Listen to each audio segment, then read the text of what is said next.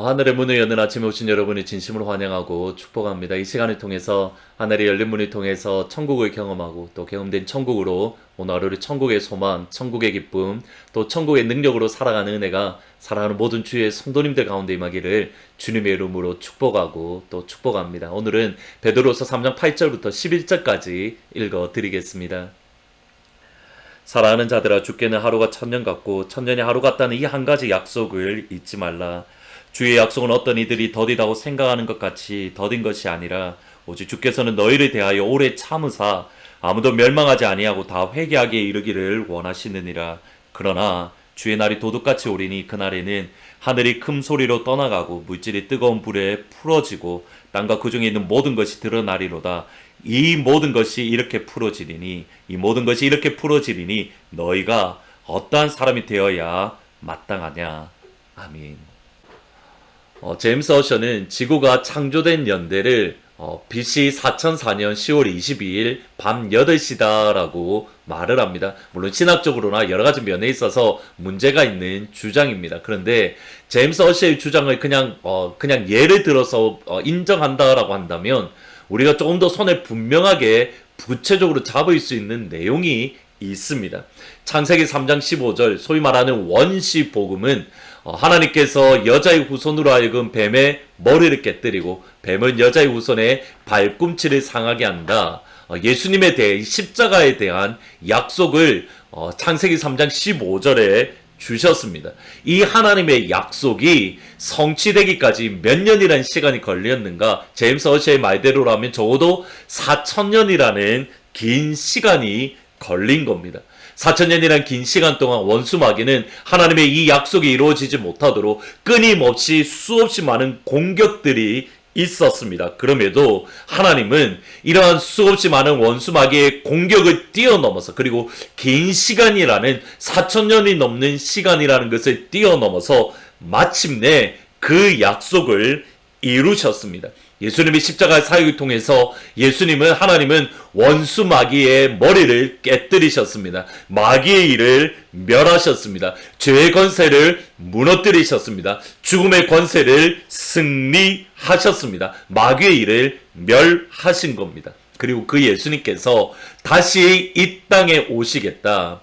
긴 시간 동안 기다림 끝에 마침내 오신 그 예수님이 언젠가 다시 이 땅 가운데에 오실 것이다. 이 약속을 주셨습니다. 다시 오실 때 예수님은 왕으로서, 심판주로서 오십니다. 양과 염소를 구분하십니다. 알곡과 쭉정이를 구분하십니다. 그런데 예수님의 다시 오심을 믿지 않는 이들이 이미 초대교회부터 있었습니다. 오늘 본문 14절에 보시면 13절 14절입니다. 4절 3절에 보면 조롱하여 이르되 주께서 강림하신다는 약속이 어디 있느냐. 조상들의 잔으로부터 만물이 지금까지 창조될 때와 같이 그냥 있었다. 조롱하여 이르되 예수님이 강림한다는 약속이 어디 있느냐. 조상들이 잔 위로부터 만물이 처음부터 지금까지 그냥 있다. 여러분, 이 말이 너무 익숙하지 않습니까? 만물이 처음에 있었던 것처럼 지금까지 그냥 있다. 그러니 앞으로도 똑같이 있을 것이다. 사실 이것이 우리 깊은 곳에 자리 잡고 있는 생각입니다. 우리가 예수를 믿은 이후에도 예수님이 오신다라는 생각 자체를 우리가 하지 않습니다. 우리가 오늘을 보낸 것처럼 내일도 보낼 것이고, 그러다가 언젠가 이 세상을 떠나서 마지막에 오고 그리고 천국에 갈 거야. 우리의 삶 속에서 예수님이 오신다라는 생각 자체를 하지 않습니다. 그러나 과연 그것이 성경적인 생각입니까? 과연 정말 그러합니까? 예수님은 분명히 이 땅 가운데에 오십니다. 오시되 저와 여러분이 주시는 말씀, 경고의 말씀은 이것입니다. 3장 10절에 보면 그러나 주의 날, 주님께서 이 땅에 오실 날이 도둑같이 올 것이다. 예수님이 다시 오실 날은 아무도 모르되 오직 아버지만 알고 계십니다. 그날이 도둑같이 임하되 두 사람이 밭을 갈다가 한 사람은 데려감을 당하고 한 사람은 버려둠을 당하며, 두 사람이 맷돌질을 하다가 한 사람은 데려감을 당하고 한 사람은 버려둠을 당할 겁니다. 예수님이 우리 시대에 올지 안 올지 우리는 전혀 알지 못합니다. 도둑같이 임하기 때문입니다. 그런데 마치 우리는 예수님이 우리 생애에 오지 않을 것처럼 우리는 그렇게 생각하며 살아가고 있습니다. 주님께서 도둑같이 임할 것이기에 예수님께서 끊임없이 강조하신 것이 이겁니다. 마태복음 2장 44절을 보면 그러므로 너희도 준비하고 있으라. 생각하지 않은 때에 인자가 오리라. 예수님께서 이 땅에 오실 시간은 우리가 결코 생각하지 않는 시간입니다. 우리가 평안하다 평안하다 외칠 때입니다. 이만하면 살만하다 그렇게 말할 때입니다. 그러기에 준비해야 됩니다. 주님의 오심을 준비해야 됩니다. 예수님의 오심을 준비하되 어느 정도의 각오로 준비해야 되는가? 마태복음 25장에 나오는 10처녀의 비유를 보면 잘 알 수 있습니다.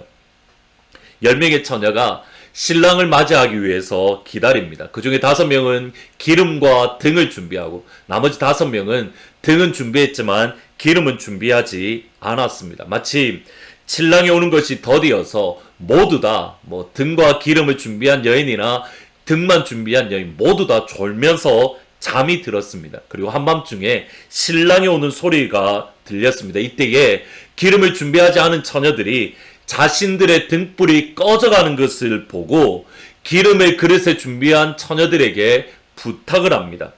여기서 잘 보셔야 됩니다. 그 기름 우리에게 다 넣어달라고 부탁하는 이 모습에 대해서 기독교인이라면, 교회라면, 성도라면, 그리스도인이라면 어떻게 하는 것이 정상입니까? 어려움 가운데 있는 성도들을 바라보면서 그들 가운데에 나의 것을 나누어 주는 것. 비록 내가 어려움을 당한다 하더라도, 내가 조금 힘들어진다 하더라도 어려움 가운데 있는 이들을 돌보는 것. 이것이 그리스도인의 마땅한 본분이고 이것이 예수님의 마음입니다. 그런데 이번만큼은 예수님께서 전혀 다르게 말씀을 하십니다. 마태복음 25장 9절에 보면 슬기 있는 자들이 대답하여 이르되 우리와 너희 쓰기에 다 부족할까오노니 차라리 파는 자들에게 가서 너희 쓸 것을 사라. 나누는 것을 거절합니다. 우리 쓰기에도 부족하니 너희 쓸 것을 가서 사라라고 말을 합니다. 성경적입니까? 비성경적입니까? 일반적으로라면 예수님은 악한 자들이라고 말할 겁니다. 그런데 예수님의 오심을 준비하는 여기에서만큼은 슬기로운 처녀들이다라고 주님께서 칭찬을 하십니다. 그 정도로 예수님의 오심을 준비하는 것이 중요하다는 겁니다. 함께 나누어 사용하지 말라라고, 함께 나누지 말라라고 명령하실 정도로 주님의 오심을 준비하는 것, 주님 앞에 너무 소중하고 또 단호한 겁니다. 그러면 기름을 준비한다라는 것은 무엇을 의미합니까? 여러 가지 의미가 있지만 오늘 베드로후서 3장 17절 18절을 보면 이렇게 말씀을 합니다. 그러므로 사랑하는 자들아 너희가 이것을 미리 알았은즉 무법한 자들의 미혹에 이끌려 너희가 굳센 데서 떨어질까 삼가하라. 18절에 오직 우리 주 곧 구주 예수 그리스도의 은혜와 그를 아는 지식에서 더욱 자라가라. 예수 그리스도의 은혜와 주님을 아는 지식에서 자라가라. 이것은 결코 나누어 줄 수 있는 것이 아닙니다. 오늘 내가 하나님 앞에서 준비해야 되는 겁니다. 단순히 우리가 예수를 믿었다 그것으로 끝나는 것이 아닙니다. 예수를 믿었기에 등을 준비했기에 무엇을 준비해야 되는가? 기름을 준비해야 되는 겁니다. 그것이 베드로후서에서는 예수님을 아는 것과 은혜와 예수님을 아는 것이 더욱더 자라나는 겁니다. 우리 예수님 분명히 다시 오십니다. 다시 오실 예수님을 맞을 준비, 등과 기름을 준비하는 곧 예수를 믿을 뿐만 아니라 예수님의 은혜와 예수님을 더욱더 깊이 알아가는 우리 귀한 하트포드 제2장로교회 모든 성도님들이 되시기를 우리 주님의 이름으로 축복합니다. 오늘은 말씀을 생각하면서 내 주 대신 예수를 더욱더 사랑하고 이전보다 더욱더 사랑합니다. 예수님 우리가 등을 준비했으니 기름을 준비하되 주님을 더욱더 깊이 알아가고 주님을 더욱더 깊이 사랑하게 해주십시오. 우리 같이 기도하면서 찬양하시겠습니다. 내 주 대신 주를 참 사랑하고 곧 그에게 죄를 다 고합니다. 그는 은혜를 주 예수시 내 예수시니 이전보다 더욱 사랑합니다. 내 평생에 힘쓸 그 의무는 주 예수의 덕을 늘 기림이라. 숨질 때에까지 내 할 말씀은 이전보다 더욱 사랑합니다. 아멘. 기도하시겠습니다. 그렇습니다. 주님 분명히 다시 오시는데 그날이 도둑같이 임할 것이기에 우리가 깨어 준비하게 하여 주옵소서.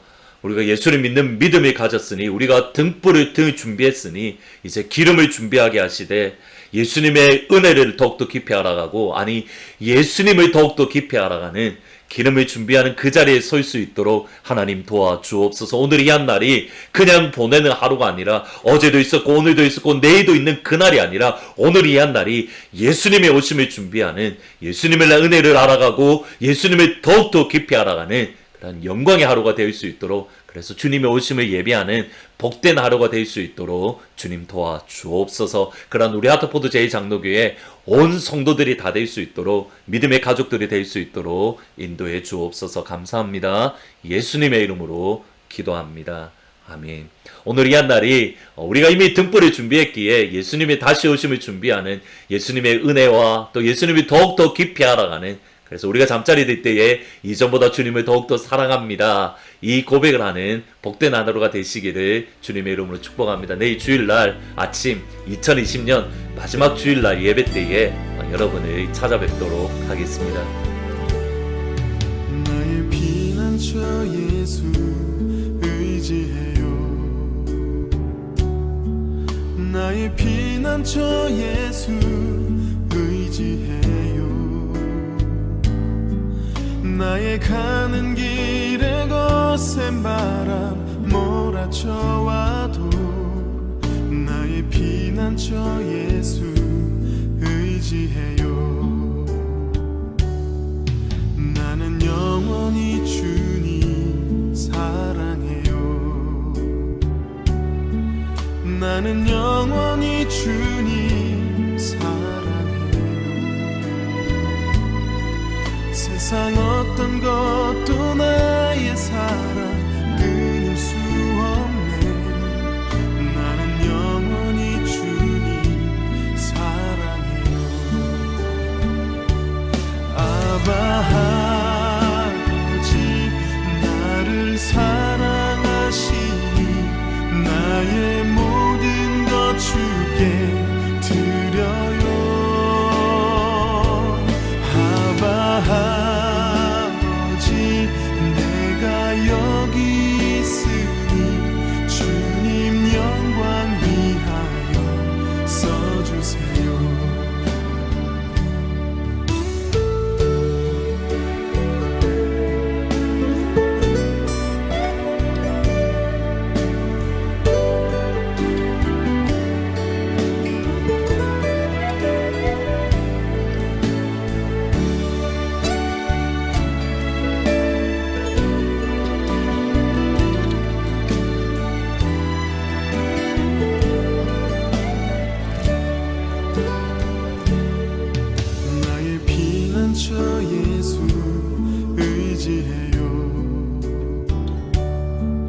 나의 피난처 예수 의지해요. 나의 가는 길에 거센 바람 몰아쳐와도 나의 피난처 예수 의지해요. 나는 영원히 주님 사랑해요. 나는 영원히 주님 사랑해요. 세상 어떤 것도 나의 사랑 끊을 수 없네. 나는 영원히 주님 사랑해요. 아바 아버지 나를 사랑하시니 나의 모든 것 주께 드려요.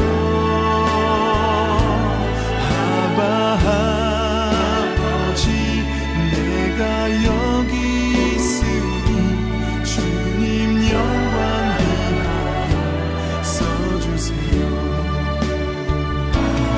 아바 아버지 나를 사랑하시니 나의 모든 것 주께 드려요.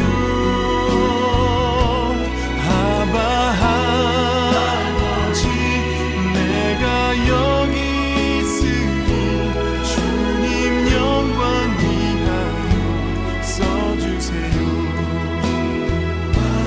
아바 아버지 나를 사랑하시니 나의 모든 것 주께 드려요.